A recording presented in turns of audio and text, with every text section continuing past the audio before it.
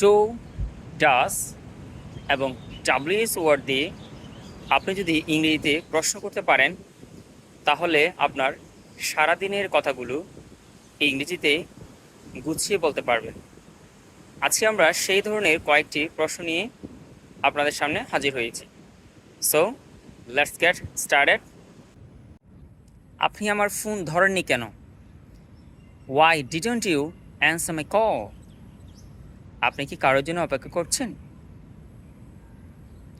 R you waiting for someone? তুমি সাধারণত ছুটির দিনে কি করো?